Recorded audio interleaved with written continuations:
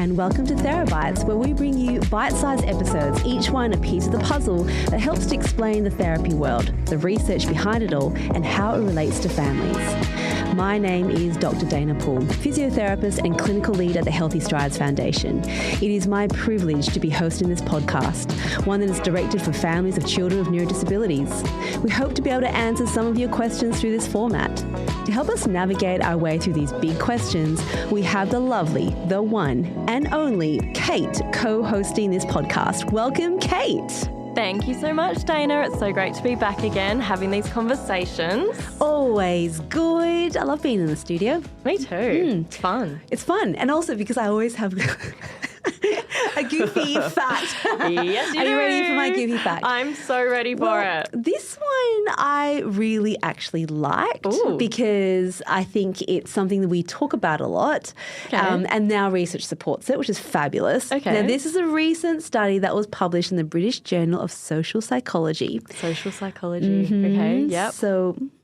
yeah. You know, like lots of for life kind of things. Yeah. And their research in about 10 studies with over 4,000 participants seemed to suggest that people seen as kind and helpful are actually perceived to be more physically attractive. Oh, I like that. Right, so it's not just about the beauty within, it's also the beauty outside as well. And so they tested it with a variety of scenarios, different types of relationships, and they highlighted how different kinds of actions can shape how we see and perceive physical beauty.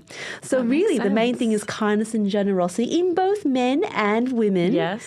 Allow them to look more attractive regardless of who's evaluating it or who's doing the evaluating. I like that. Isn't it nice? Yes. I mean, yes, like you say, it does make sense, but it's nice to have it confirmed. Yes. Yes. Like just to be kind. I mean, you can have people who are not very kind and you automatically kind of just go, nah.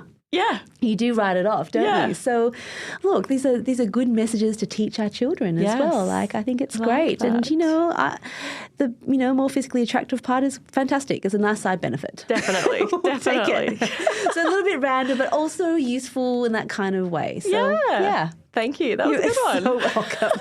And this is hot off the press, only published just a few days ago. Oh, love there you it. go. Yeah. Love the fresh stuff. So good. All right. Well, what do you have for us to discuss today? Because whilst you have questions, there's a lot of stuff to discuss usually. There's so much to discuss always. Yeah, always. As soon as we get the one question, I'm like, oh my gosh, yes. It makes me think of all the other things. So much more to it. So I feel like I'm not going to say, what question do you have? What do we have to discuss today? Yes. So this is a good one, actually.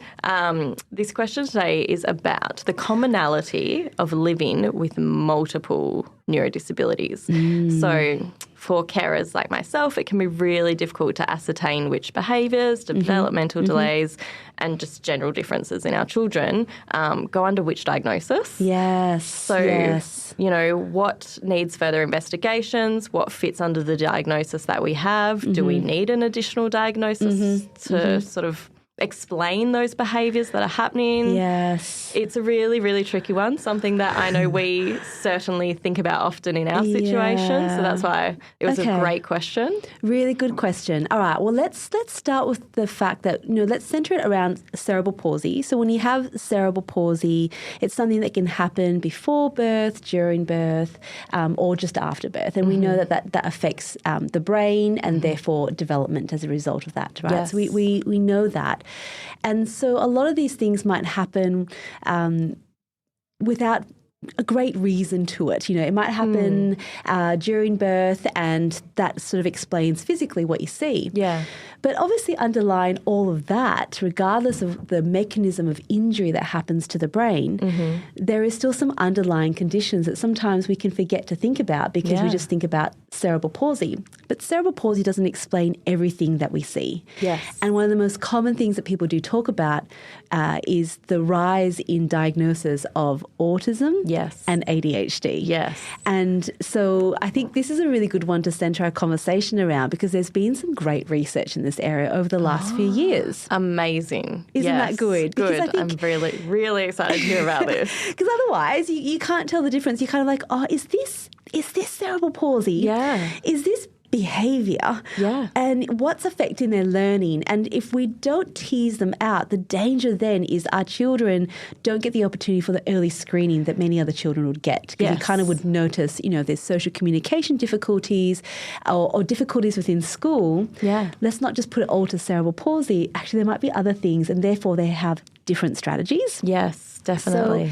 So I'll call him a friend of mine. I've met him a few times now. He's a neurologist out in Sweden. Okay. And I reached out to him as part of the Research Works podcast a few seasons ago because part of his PhD as a very seasoned neurologist was to look at the incidence of ADHD and autism in children with cerebral palsy, because he was just noticing in his practice. He was, anyone who sees a neurologist knows they look a lot at, seizures, epilepsy and drugs, but they're also part of diagnoses of these conditions as well.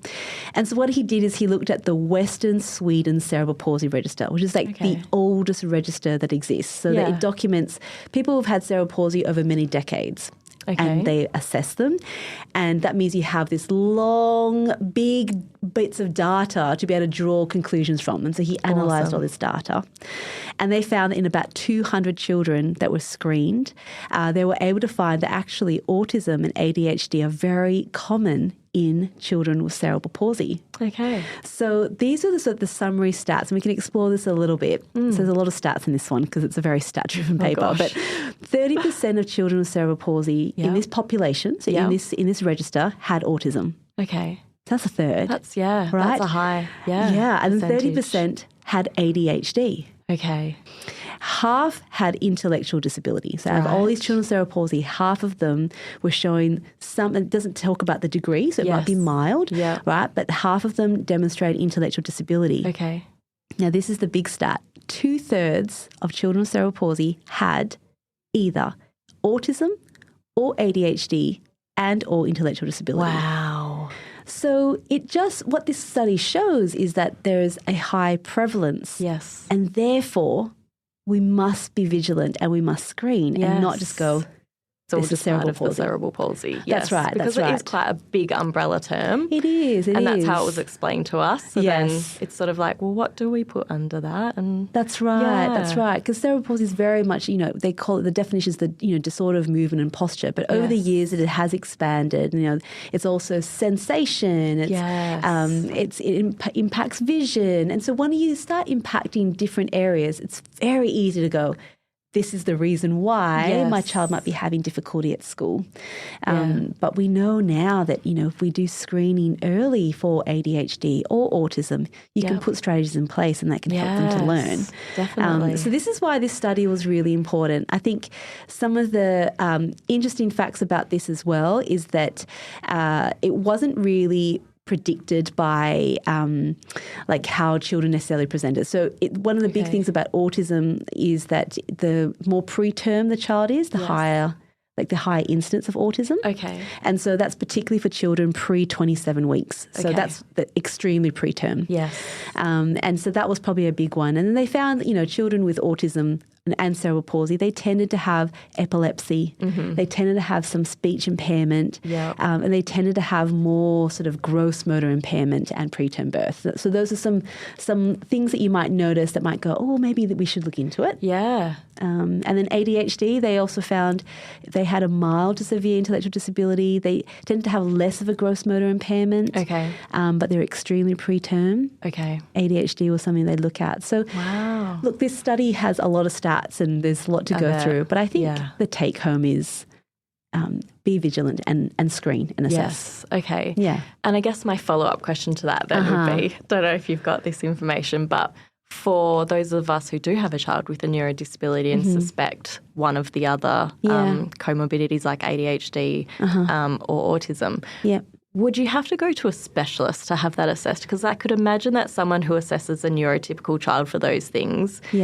wouldn't maybe necessarily find it as easy with a child that does have an existing diagnosis or brain injury. Yeah, it is definitely tricky because when you look at sort of intellectual assessments, all that kind of thing, it does require someone who understands your child too. Yes. In saying that, there are some really clear criteria to meet a diagnosis. Okay. So certainly when I spoke with Magnus, I was like, are there alterations to the assessments? He goes, no, that they are as they are. Okay. And that's how you can discern them. So that's why these assessments need to be multidisciplinaries. You need to have like a neuropsych, preferably have someone on the team that's probably also a pediatrician that is kind of involved in your child's care, because that can help them to understand how your child presents.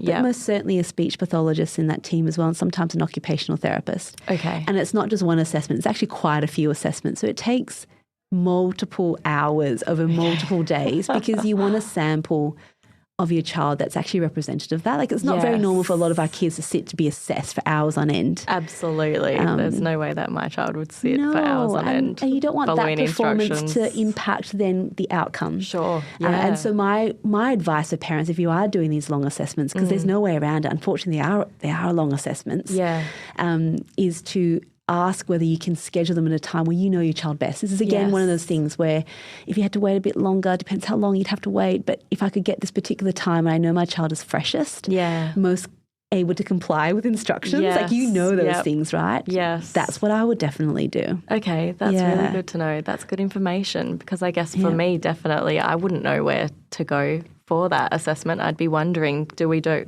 this typical path of just any I'd go back to your pediatrician. So someone that has experience with our child. That's right.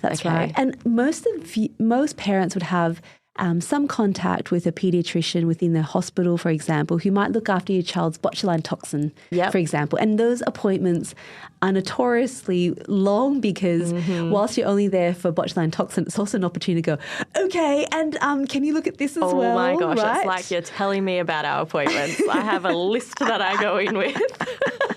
And our poor pediatrician sits there and goes, okay, here we go. Yeah. And it's like, they're so aware of it. I remember sitting in those meetings as part of those teams, and we're like, oh, should we really call it the mobility appointment? Because I feel like we also talk about a lot of other things, right? Because you've developed a relationship. Yeah, you know them. They know our child. Don't want to start again with another, like, this is my child. This is, like, you don't want to go through that again. Yes.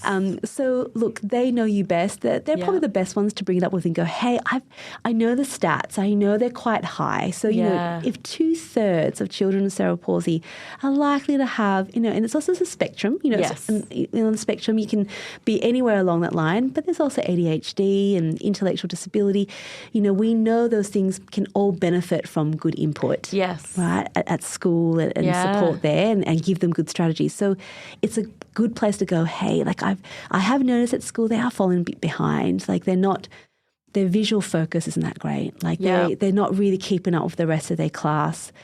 They have to have an EA, an education assistant, with them all the time, and to break things down. But they might need some support on like how to do it best for my child. Yes.